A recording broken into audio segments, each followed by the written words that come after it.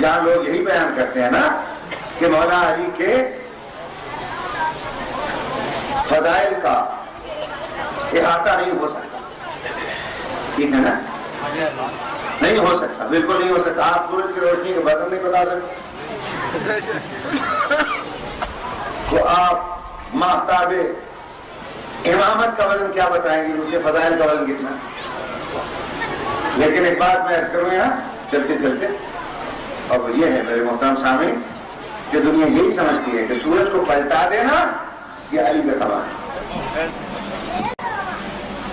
मैं कहता हूं ये अली का कमाल ही नहीं, सूरज को पलटा देना ये अली का कमाल है, कोई कमाल नहीं। ये तो अली की अदाएं थी। कमाल और अदा में बड़ा फर्क है भाई। ये काम तो उसके मलंग कर जाते, ये तो बिलाल कर जाता, ये तो फिजा कर देती। अब जो है दोस्तों, ये सूरज को पलटा देना कोई कमाल नहीं। इसलिए कि साइंसदान ये कहते हैं कि अगर हमारे पास इतना बारूद इकट्ठा हो जाए, इतना बारूद कि हम जमीन की गर्दिश को फिर रिवर्स गियर में डाल दें, तो सूरज आपको निकलता और डूबता फिर महसूस हो। मेरी बात तो और है ये नहीं? मैं ये कहता हूं कि ये कमाल नहीं है कि मेरे मौला अली ने उंगली के एक इशारे से सूरज को पलटा दिया। फिर आप कहेंगे कमाल क्या है? में आएगा ये नहीं कि कमाल क्या है।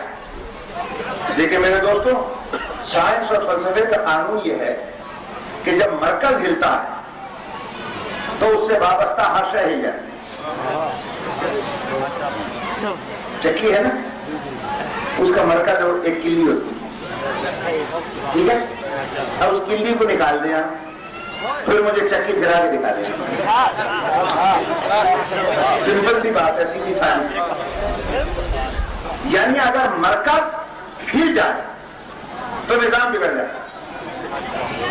सूरज है मरकज इस तमाम निजाम शमसी। जब ये निकलता है तो कैसे कि जब जमीन के 3000 मील पर सेकंड ये जमीन की स्पीड, इस स्पीड से जमीन अपने महवर के इर्द गिर्द घूम रही है। एक सेकंड में 3000 मील,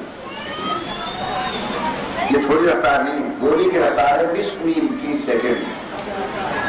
बंदूक की गोली निकलती है ना राइफल की, वो आधा मील करती है एक सेकंड में, और ये 3000 मील है इसकी रफ्तार सुनने एक सेकंड में। तो करोड़ों मील का चक्कर जब ये लगाती है तो सूरज निकलता है और फिर डूबता है।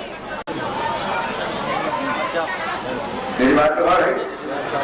और बाकी जितने भी सैयारे हैं वो भी अपने महवर के इर्द गिर्द घूम रहे हैं, तो उनके भी करोड़ों चक्कर, करोड़ों मील के, जमीन के भी करोड़ों मील के चक्कर, ये सब ये चक्कर चलते हैं तो सूरज निकलता और गुरूब होता महसूस होता। तवज्जो हो तो मैं अर्ज करूं, मेरी हिम्मत नहीं है इतनी।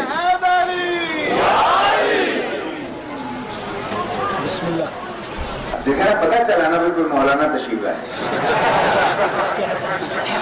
अब तक तो आप एक तालिब इल्म को सुन रहे थे, तो अब मैं खत्म करूं बयान। याद रखिए मेरे मोहतरम सामने कि जितने भी ये सोलर सिस्टम है, ये सारे के सारे जितने सैयारे वगैरह हैं, इनके करोड़ों चक्कर एक तरफ होते हैं, करोड़ों मील से डूबता निकलता महसूस होता है। और आखिरी बात करूं, देखिए शरीयत मुताहरा क्या कहती है? शरीयत मुताहरा ये कहती है कि 70,000 फरिश्ते सूरज की तनाकों को खींचते हैं और 70,000 धकेलते हैं, और एक एक फरिश्ता ऐसा है कि अगर पर मारते तो जमीन को लेकर फेंक देते। 70,000 फरिश्ते खींचने वाले और 70,000 धकेलने वाले, 1,40,000 फरिश्तों की मजमूई ताकत जब खर्च होती है तो सूरज निकलता है और गुरूब होता है। ठीक है, मेरे साथ हम यहाँ नहीं मिलाओगे तो आज ही रात तक खिलाऊंगा।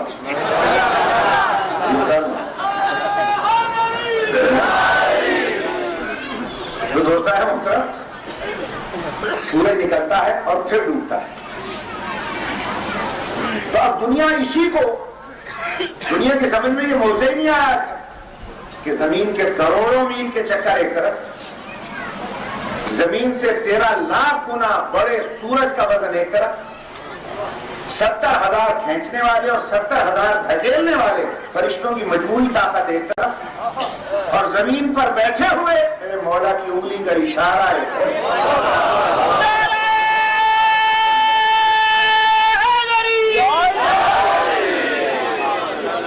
लेकिन मैं कहना चाहता हूं, कमाल ये नहीं है कि मेरे मौला अली ने एक इशारे से सूरज को पलटा लिया, नहीं, कमाल अली का यह है अहले इल्म की नजरों में कि सूरज है नुक्ता मरकज इस तमाम निजाम शमसी का, और अली का कमाल यह है कि उसने मरकज को हिला दिया और निजाम में फर्क नहीं आया।